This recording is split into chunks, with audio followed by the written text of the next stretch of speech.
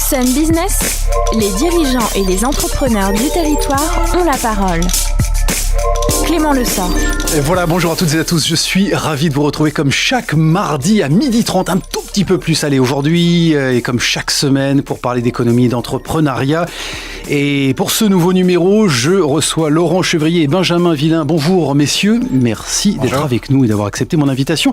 Vous êtes respectivement Laurent Chevrier, président donc de Baldwin Partners, et Benjamin Villain, directeur général de ce cabinet de conseil en ingénierie sur la thématique, à propos de la thématique de l'industrie 4.0. Messieurs, peut-être Laurent pour commencer, ou Benjamin. Allez, Benjamin, de quoi parle-t-on quand on évoque le sujet de l'industrie 4.0 pour celles et ceux qui nous écoutent et qui ne connaissent pas? Alors, industrie évidemment, mais industrie 4.0, de quoi s'agit-il exactement? Pour faire très simple, la thématique de l'industrie 4.0, c'est d'utiliser les technologies du téléphone, ce qu'on connaît dans la vie de tous les jours, pour le mettre dans le monde industriel. Voilà, pour que les opérateurs puissent utiliser une tablette pour être plus performants sur les postes de production. Et du coup, rendre les entreprises du territoire, de la France, plus performantes dans le but de réindustrialiser la France.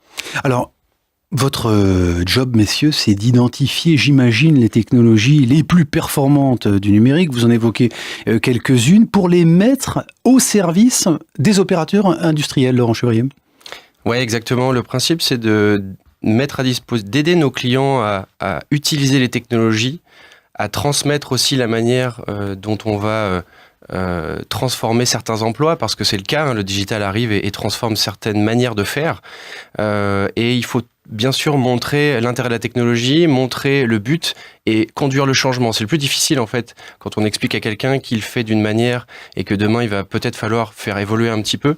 Il faut expliquer ça, accompagner et piloter les projets. Voilà. Alors Benjamin Villain, justement, sont concernés les grands groupes, un peu naturellement, qui sont souvent précurseurs, eu égard à leur force de frappe sur ces sujets-là, mais également, et ça c'est votre sujet, c'est de s'adresser aux PME et aux ETI. C'est exactement ça, c'est-à-dire petites et moyennes entreprises et entreprises de taille intermédiaire. C'est-à-dire que la thématique de l'industrie du futur, la performance industrielle est portée par les grands donneurs d'ordre que sont STX, que sont Airbus, General Electric, mais derrière il y a toute une chaîne de sous-traitants locaux que sont les PME et les ETI qu'il s'agit d'accompagner pour également leur transmettre ces meilleures façons de faire pour pouvoir suivre ces donneurs d'ordre et les accompagner dans la performance. Donc on intervient sur les entreprises de 100 à 1000 personnes sur la région des Pays de la Loire. Benjamin Villain, est-ce qu'il y a une fracture? Est-ce qu'il y a un temps de retard important entre ces petits acteurs, ce qu'on appelle les co-traitants, sous-traitants, co-traitants, et les grands donneurs d'ordre? Je vais donner un exemple. Les grands donneurs d'ordre sont des donneurs d'ordre européens, voire mondiaux. Il y a un exemple, c'est que l'industrie du futur vient de l'Allemagne. L'Allemagne a 10 ans d'avance sur la France. Il y a 2 universités de 10 000 étudiants chacune en Allemagne sur la thématique de l'industrie du futur. Et en France, il y a eu une promotion de 40 personnes qui est sortie en 2016. Léger écart. On a du retard. Bon, est-ce que c'est rattrapable cette affaire-là? Absolument. Vous y croyez, vous? Oui, bien sûr. Du coup, l'idée, c'est de fonctionner, par exemple. Le gros avantage du fait que l'Allemagne soit partie avant, c'est qu'on a pu voir ce qui fonctionne et ce qui fonctionne pas. Du coup, on garde uniquement le meilleur pour le mettre en place dans les industries locales. Alors justement, Laurent Chevrier, comment est-ce que Baldwin Partners intervient concrètement auprès des acteurs de ces petites et moyennes entreprises, ces entreprises de taille intermédiaire? Baldwin fait intervenir en fait ses consultants, tous ingénieurs de formation, chez nos clients directement, ou au sein de leur bureau d'études, ou au sein de leur service méthode industrialisation supply chain, ou auprès de leur chaîne de production, pour les aider à mettre en place ou des technologies, ou pour les aider à améliorer leur process. Voilà. Quelle problématique vous rencontrez, vous, particulièrement chez vos clients? On peut vous en citer une qu'on retrouve de manière assez fréquente chez nos clients, peu importe la taille d'ailleurs, que ce soit des petites entreprises ou des plus grandes, c'est les gammes papier. En gros, c'est la notice d'emploi pour faire une activité. Aujourd'hui, on se retrouve face à une problématique où on commence à être obligé de la digitaliser, donc de la mettre sur une tablette. Et rien que ça, c'est extrêmement difficile. Pourquoi ? C'est parce que quand on a on appelle ça une gamme opératoire, une notice d'emploi papier, elle peut se perdre, elle peut être mal lue, elle peut être non à jour, alors qu'avec le digital, tout ça, évidemment, ça sera effectué. L'industrie du futur permet, messieurs, de convertir les opérateurs rendus peut-être inutiles par l'automatisation des tâches de plus en plus grandes, la robotisation ou l'intelligence artificielle, on pourra en reparler, et les transforme, ces opérateurs, en solveurs de problèmes. Mais cela suppose deux choses, la montée en compétences des collaborateurs et peut-être ça va générer de la destruction de l'emploi? Alors Benjamin Villain. C'est une très bonne question. En fait, ça va générer une transformation de l'emploi. Donc c'est sûr qu'il y aura des métiers connus qui n'existeront plus. Il y aura de nouveaux métiers. En particulier, sur toute la population opérateur, ils vont être amenés à évoluer. Donc c'est-à-dire non plus à uniquement réaliser d'un point de vue technique, mais également à se poser la question de quel est leur savoir-faire et comment le mettre en œuvre avec des robots, par exemple. Et donc, toute cette partie de formation pourra notamment passer par la réalité virtuelle, c'est-à-dire mettre des casques afin de pouvoir apprendre à générer les actions qui seront reproduites derrière par un robot. C'est des actions qui existent déjà pour les astronautes, par exemple, pour les militaires, pour les avions de chasse, pour les sportifs de haut niveau. Et bientôt, ça sera déployé au niveau des opérateurs. Ils auront également accès à cette technologie. Est-ce que vous pensez, messieurs, quand même que les entreprises, ces acteurs justement sur le territoire, sont prêts à investir sur ces enjeux de formation, de montée en compétences et d'accompagnement au changement auprès de leurs collaborateurs? Moi, je donnerai une partie de la réponse. Benjamin, je pense, me complétera. Une partie des industriels sont matures, d'autres ne le sont pas, soyons clairs et nets. Et c'est justement tout l'intérêt de notre travail, et c'est pour ça on jubile chaque jour où on travaille pour Baldwin, pour cette structure. C'est parce qu'on a l'ambition d'essayer d'aider ces entreprises qui ont peut-être un petit peu de retard, pas tant que ça, mais qui ont envie d'aller de l'avant et de se digitaliser. Vous arrivez donc à convaincre les dirigeants d'investir sur ces sujets-là. Pas de résistance, pas trop de résistance de la part des collaborateurs et des contrôleurs de gestion? Quand on montre un ROI, donc un retour sur investissement, en gros, au bout de combien de temps on retrouve la somme investie, oui, ça fonctionne bien.